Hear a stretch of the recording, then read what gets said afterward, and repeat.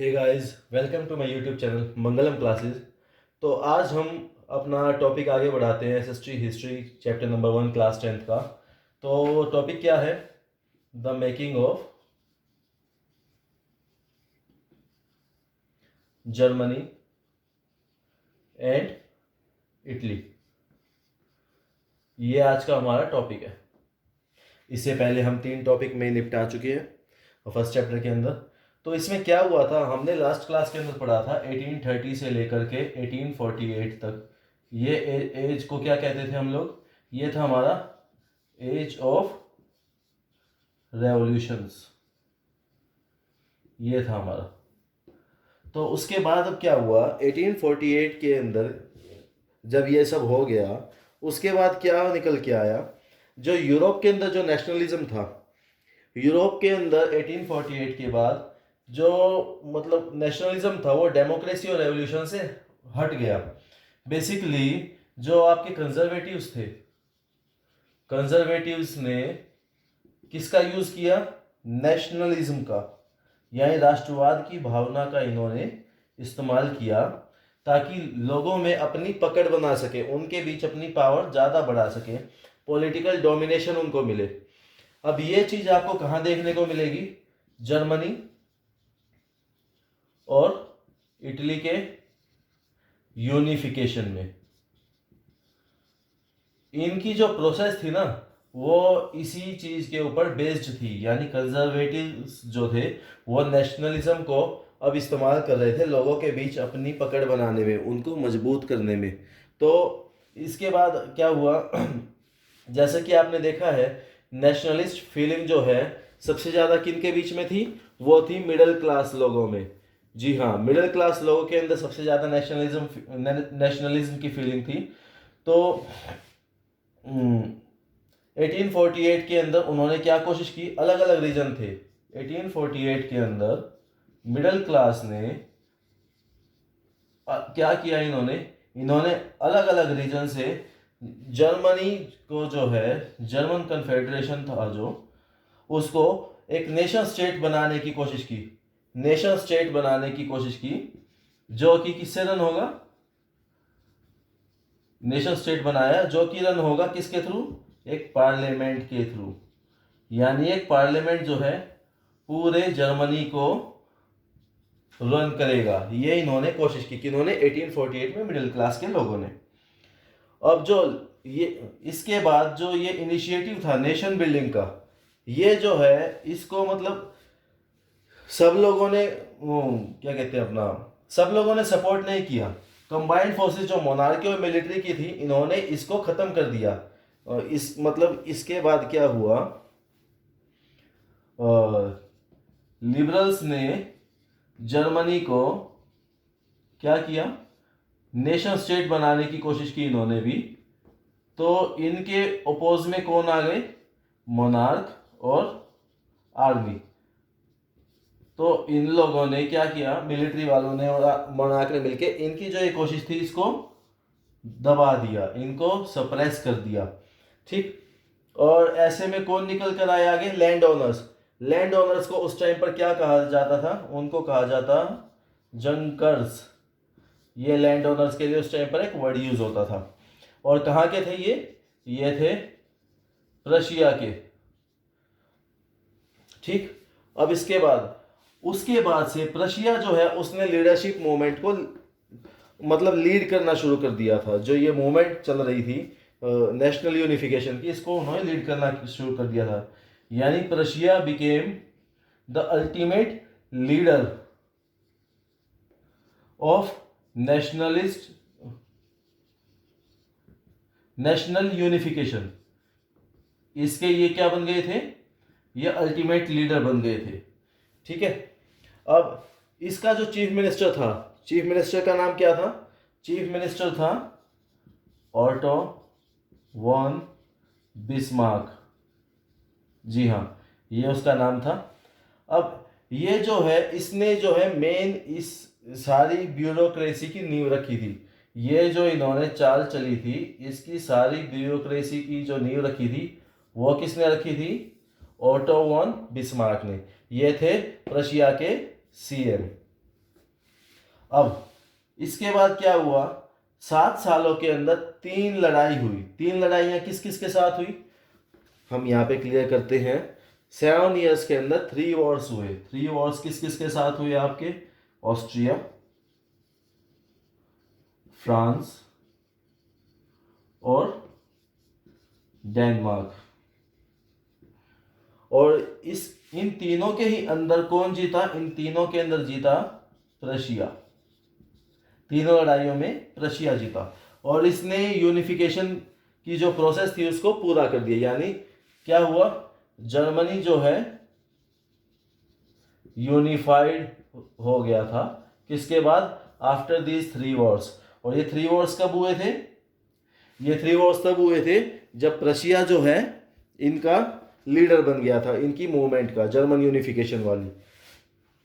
अब 1871 के अंदर, 1871 में कब, जनवरी के अंदर रशिया का जो किंग था, रशिया का किंग, रशियन किंग, क्या नाम था इसका, विलियम वन, ये जो है जर्मन एम्परर बनाया गया। इसको क्या ओहदा दिया गया, जर्मन एम्परर का। यानी जर्मनी का जो मेन राजा होगा वो ये होगा। और ये सेरेमनी कहाँ पर हुई थी, ये हुई थी वर्सेल्स के अंदर। ट्रीटी ऑफ वर्सेल्स, कुछ याद आया, जी हाँ, वहीं पर ये जर्मन एम्परर बने थे, वर्सेल्स के अंदर ही। अब उसके बाद क्या हुआ, काफ़ी ज़्यादा ठंडी एक मॉर्निंग थी, जनवरी 18 जनवरी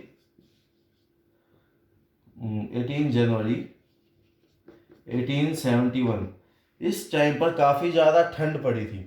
तो एक असेंबली की गैदरिंग हुई जिसके अंदर कौन कौन थे, प्रिंसेस ऑफ जर्मन स्टेट्स और representatives of army, representatives of army.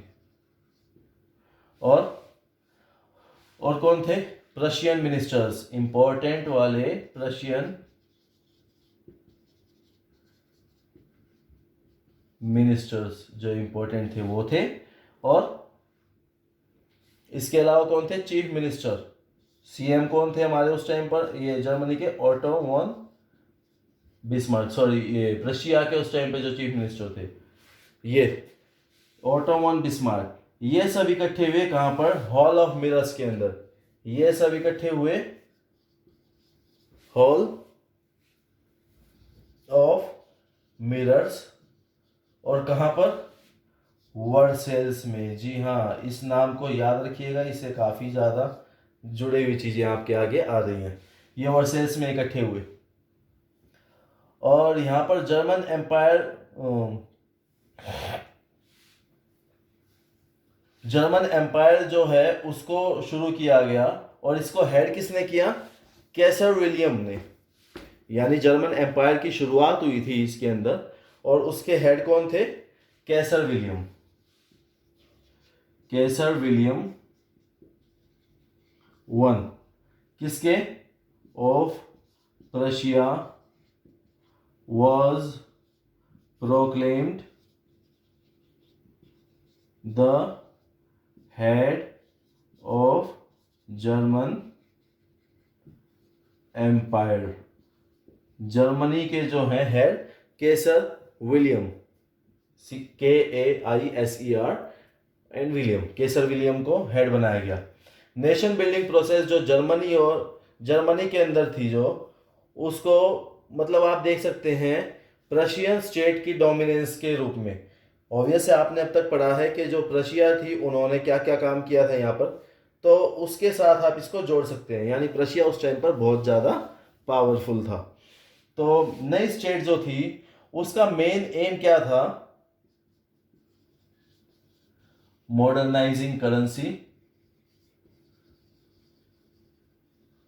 और बैंकिंग और लीगल और जुडिशरी सिस्टम जो थे, किसके, जर्मनी के, उनको ठीक करना। ये 3 जो थे मेन एम थे, ठीक है। अब प्रशियन जो मेजर्स थे और प्रैक्टिसेस थी वो जो है मॉडल बन गए थे पूरे जर्मनी में, यानी यही चीजें ही प्रशिया में इस्तेमाल होती थी और यही चीजें बाद में मेन मॉडल बन गए थे जर्मनी के अंदर। तो यहां तक क्लियर है। अब इसके बाद हम अपने अगले टॉपिक पर चलते हैं। तो गाइज अब हम चलते हैं अगले टॉपिक पर, इटली यूनिफाइड। यानी अभी तक हमने पढ़ा था जर्मनी के बारे में, अब हम पढ़ेंगे इटली के बारे में। तो जैसे जर्मनी में हुआ था, इटली की भी काफ़ी बड़ी हिस्ट्री है पॉलिटिक्स के अंदर। इटालियंस जो हैं कई सारे अलग अलग डायनेस्टिक स्टेट्स के अंदर फैले हुए थे। जैसे या आपने पढ़ा था हैब्सबर्ग के बारे में, तो हैब्सबर्ग के अंदर भी कौन बसे हुए थे? इटालियंस। तो मिडल 19th सेंचुरी के टाइम पर इटली जो है यानी 1850s के आसपास जो है इटली 7 स्टेट्स के अंदर बटा हुआ था।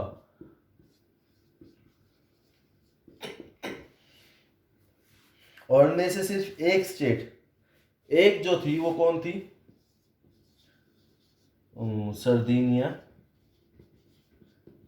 पिएमोंट। इसको जो है एक इटली के रूलर रन कर रहे थे।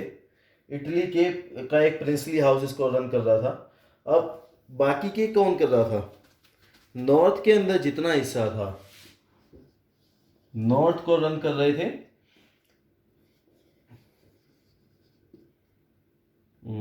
Austrian Habsburg.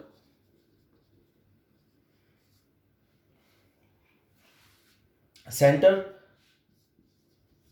ये था पॉप के अंडर। और साउथ, साउथ था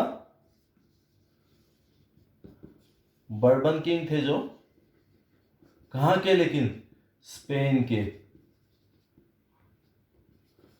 ये इनको रन कर रहे थे। और एक हिस्सा सिर्फ सर्दिनिया पीमोंट का, उसको सिर्फ इटली के प्रिंसली हाउस रन कर रहे थे। तो या और इसके अलावा जो इटालियन लैंग्वेज है वो भी हर जगह पर नहीं बोली जा रही थी। यहाँ पर कई सारे रीजनल और लोकल वेरिएशंस थे इटली के भी, इटालियन लैंग्वेज के भी। अब 1830s के टाइम पर गसीपी मजीनी, मजीनी कुछ याद आया आपको? हमने पहली क्लास में इस चैप्टर की बताया था आपको मजीनी के बारे में। तो अगर आपको नहीं पता तो आप वहाँ जाकर इसको दोबारा देखिएगा, वहाँ पर ज़्यादा क्लियर है। तो मजीनी ने कोशिश की थी इटालियन रिपब्लिक बनाने के लिए, लेकिन जब वो फेल हो गए थे तो उसके बाद क्या हुआ कि सब लोगों की नज़रें किसके ऊपर आ गई? सर्दिनिया पीमोंट के ऊपर, कि अब यही हमारा कुछ करेंगे। इसके ऊपर नजरें क्यों आई? क्योंकि सिर्फ यही हिस्सा था जो इटली का कोई प्रिंसली हाउस रन कर रहा था। और इसका जो किंग था, किंग कौन था? Emmanuel two, Victor Emmanuel two, ये इसका किंग था। और इसके ऊपर सब देखने लगे कि ये ही इटली को इकट्ठा करेगा, यूनिफाई करेगा। और इसके बाद क्या हुआ इटली के अंदर, मतलब लोगों ने सोचा जब तक इटली यूनिफाई नहीं होगा सबको समस्या रहेंगी। अगर एक बार इटली यूनिफाई हो गया तो उनकी इकोनॉमिक, सॉरी स्पेलिंग ठीक लिख दो जरा, इकोनॉमिक और पॉलिटिकल जो उसकी लाइफ है या डोमिनेंस, जो भी आप नाम दे, ये तभी ठीक होंगे जब ये इटली जो है सारा इकट्ठा हो जाएगा, एक साथ हो जाएगा। यूँ नहीं कि कोई इटली के किसी हिस्से पर राज कर रहा है, कोई किसी पर। तो उस टाइम पर एक सीएम होते थे। सीएम कौन?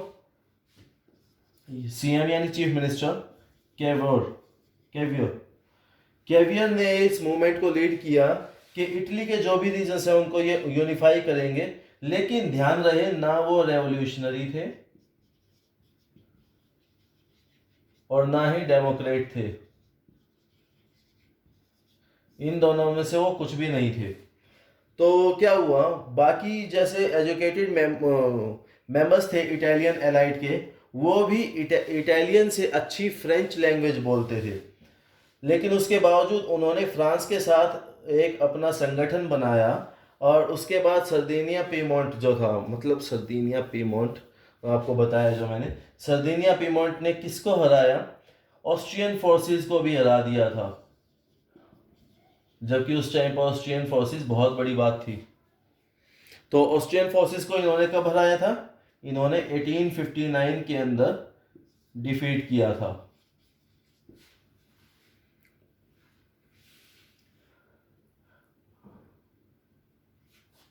रेगुलर ट्रूप्स के अलावा कई सारे आर्म्ड वॉलंटियर्स ने भी, मतलब गुसिपी गैरिबल्डी के साथ ये आर्मी को ज्वाइन किया, ये ध्यान रखना।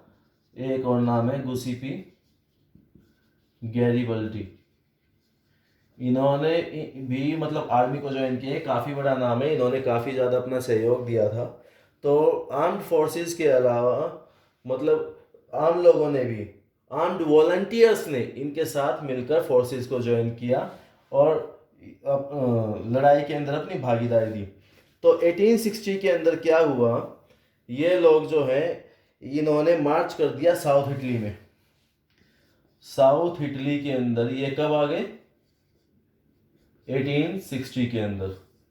और तब इन्होंने क्या किया, इन्होंने धावा बोल दिया, कहाँ?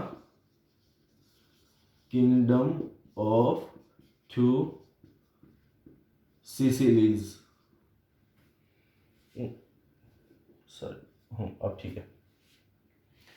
अब और इसके बाद ये जीत गए, क्योंकि इनको सपोर्ट था लोकल पीजेंट का, तो यहां पर भी ये जीत गए, वॉन। साउथ इटली के अंदर इन्होंने इनके ऊपर आक्रमण किया, अटैक किया, और यहाँ पर ये जीत गए। उसके बाद धीरे धीरे इन्होंने इटालियन पॉपुलेशन के साथ अपनी सांठगांठ बढ़ाई, मतलब लोगों को अपने साथ इकट्ठा किया। लेकिन कुछ ऐसे भी थे जो इलिटरेट थे, जो इटालियन पॉपुलेशन में थे, वो कई ऐसे भी थे जो अनपढ़ थे। तो उन लोगों को ज़्यादा कुछ ये नेशनलिस्ट आइडियोलॉजी के बारे में नहीं पता था। लिबरल नेशनलिस्ट जो आइडियोलॉजी थी, इसके बारे में, नेशनलिस्ट आइडियोलॉजी,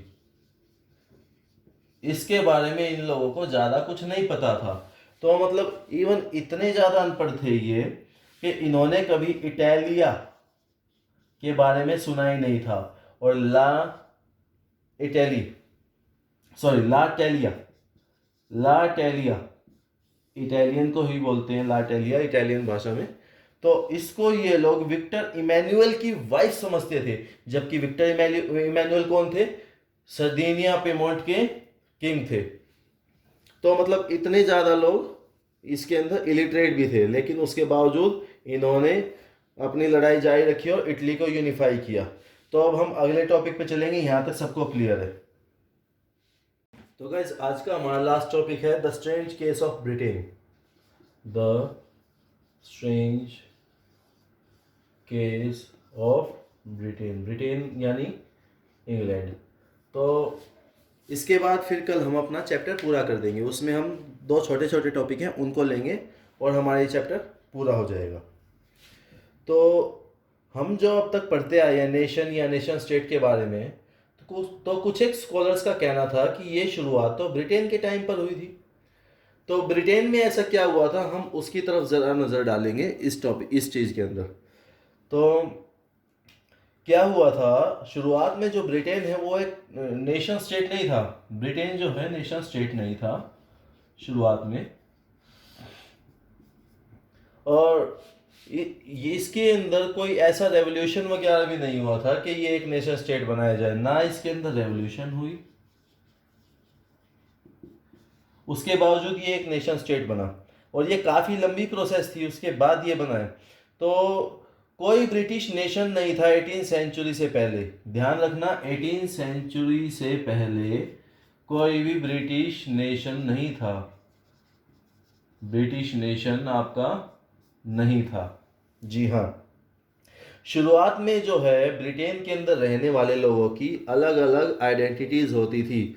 ब्रिटेन में रहने वाले लोग क्या क्या होते थे, कोई इंग्लिश होता था, कोई वेल्श होता था, कोई आयरिश होता था, कोई स्कॉट होता था। तो इस तरह से लोगों को अलग अलग किया जाता था। ये सभी ग्रुप का अलग अलग कल्चरल और पॉलिटिकल ट्रेडिशन भी होता था। लेकिन धीरे धीरे इंग्लिश नेशन जो है उसके पास पैसा आता गया, पावर आती गई, जैसे जैसे उसने बाकी देशों के ऊपर कब्जा करना शुरू कर दिया। तो इस वजह से वो इन जैसे स्कॉटलैंड है, आयरलैंड है, वेल्स है, इन सब के ऊपर उसने अपना अधिकार जमाना शुरू कर दिया।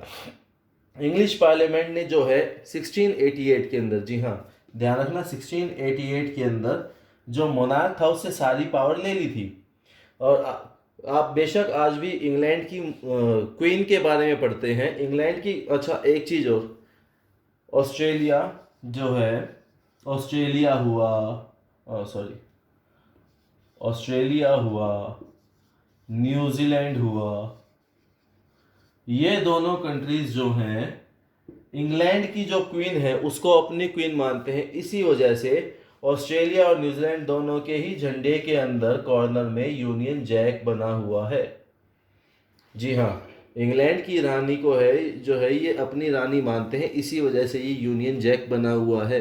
अभी रिसेंटली जो है न्यूजीलैंड के अंदर वोटिंग कराई गई थी लोगों से कि कितने लोग चाहते हैं अपना झंडा चेंज करने के लिए। वो जो चेंज होना था, अगर आप लोगों ने क्रिकेट देखा होगा तो न्यूजीलैंड का क्रिकेट का जो फ्लैग है वो कुछ इस तरह से है, एक फैदर लगा हुआ है। तो न्यूजीलैंड के अंदर ये बात कही गई कि कौन चाहता है कि न्यूजीलैंड का फ्लैग इस तरह का बने, ना कि ऑस्ट्रेलिया वाला। ऑस्ट्रेलिया और न्यूजीलैंड का फ्लैग सेम है, तो ऑस्ट्रेलिया के फ्लैग से अलग कौन चाहता है। तो जो वोटिंग हुई थी उसका रिजल्ट आया 55% 45%, यानी 55% जो है वो ऑस्ट्रेलिया का फ्लैग ही चाहते थे एज कम्पेयर टू 45% अदर्स। अच्छा, इस यही सेम जो नतीजा आया था और बहुत बड़ी चीज़ में आया था, याद कीजिए, उससे पहले हुआ था यूएसए का प्रेसिडेंट का इलेक्शन, डोनाल्ड ट्रंप और हिलरी क्लिंटन। जी हाँ, ये रिजल्ट आया था इन दोनों के बीच में जो इलेक्शन हुए थे उनका। डोनाल्ड ट्रंप को 55% वोट, हिलरी क्लिंटन को 45% वोट मिले थे। तो चलिए अब हम आगे चलते हैं। जब ब्रिटेन जो है, ब्रिटेन ने धीरे धीरे सब पे अपना अधिकार जमाना शुरू कर दिया, 1688 में सारी पावर्स ले ली थी, तो उसने क्या किया, स्कॉटलैंड और ब्रिटेन इन दोनों के बीच में एक संधि हुई, एक ट्रीटी हुई जिसका नाम था द एक्ट ऑफ यूनियन। और ये कब हुआ, 1707 के अंदर। इसके तहत ये दोनों ने अपनी एक पार्लियामेंट रखी। लेकिन प्रॉब्लम क्या थी, ब्रिटेन जो है थोड़ा सा बड़ा था, तो ऑब्वियस है पार्लियामेंट के अंदर जो है ब्रिटेन के लोग ज़्यादा थे, स्कॉटलैंड के लोग कम थे। तो ब्रिटेन जो था उसने स्कॉटलैंड के लोगों को दबाना शुरू कर दिया क्योंकि वो ज़्यादा थे। अब धीरे धीरे स्कॉटलैंड के कल्चर, उसकी लैंग्वेज, सब चीज़ों को इसने दबाना शुरू कर दिया और धीरे धीरे करके ये सब इसके अंदर आता गया। अब इवन इसके बाद क्या हुआ, इसके बाद स्कॉटलैंड का जो कल्चर था वो ख़त्म होता गया, इनके जो पॉलिटिकल इंस्टीट्यूशंस थे वो भी दबाए जाने लगे। अब इसके बाद आयरलैंड के अंदर भी इन्होंने ऐसे ही किया। स्कॉटलैंड को तो इन्होंने अपने कब्जे में ले लिया, इसके बाद आयरलैंड, अब हम पढ़ते हैं आयरलैंड के साथ इन्होंने क्या किया। आयरलैंड में मेनली दो ग्रुप्स थे, एक कैथोलिक्स और एक थे प्रोटेस्टेंट। तो इन दोनों में कैथोलिक्स जो थे वो ज़्यादा थे और प्रोटेस्टेंट जो थे वो कम थे। तो ब्रिटेन ने जो है इन लोगों को, यानी प्रोटेस्टेंट को, इसने ब्रिटेन ने भड़काना शुरू कर दिया, कैथोलिक्स के खिलाफ इनका सपोर्ट किया। अब कैथोलिक्स ने जब ब्रिटेन के अगेंस्ट जाकर लड़ाई करने की कोशिश की तो ब्रिटेन वैसे ही पावरफुल था हर तरह से, तो कैथोलिक्स हार गया और ब्रिटेन जीत गया। ब्रिटेन जो है उसने फिर धीरे धीरे आयरलैंड पे भी कब्जा बना लिया। और बाद में जाकर क्या हुआ, ब्रिटेन ने सब कुछ अपना ही शुरू कर दिया वहाँ पर, जैसे इंग्लिश लैंग्वेज, मतलब वहाँ का सब कुछ कल्चर हो गया, सब खत्म कर दिया। इंग्लिश लैंग्वेज को काफ़ी ज़्यादा प्रमोट किया गया वहाँ पर। अब मैं आपको एक बात बताता हूँ, इंडिया के ऊपर जो इफ़ेक्ट पड़ा था, इंडिया जो है आज, मतलब हमारे देश के अंदर लोगों को अपनी पुरानी संस्कृति के बारे में क्यों नहीं ज़्यादा पता, क्योंकि हम लोग आज भी इंग्लिश की तरफ अट्रैक्टेड है। ये ब्रिटेन ने शुरू किया था सिर्फ इसीलिए कि हम इंडिया से उसका कल्चर छीन लेंगे। इंग्लिश शुरू कर दी थी, इंडिया के काफ़ी सारे जो ये संस्कृति पढ़ाने वाले कल्चरल स्कूल्स थे, इनको इसने बंद कर दिया था, इंग्लिश पढ़ाना शुरू कर दिया था।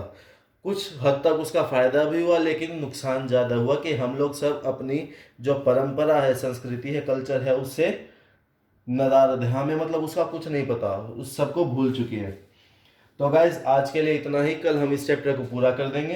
तो कैसी लगी मेरी ये वीडियो, लाइक करें, सब्सक्राइब करें, शेयर करें और दोबारा से वही बेल आइकन को दबा के मारो, ताकि उसके ऊपर आपको कोई भी हमारी नोटिफिकेशन मिस ना हो। तो thank you for your support, अब तक आप काफ़ी अच्छा सपोर्ट दे रहे हैं और आगे भी ऐसे ही आप लोग और लोगों को भी जोड़िए। Thank you.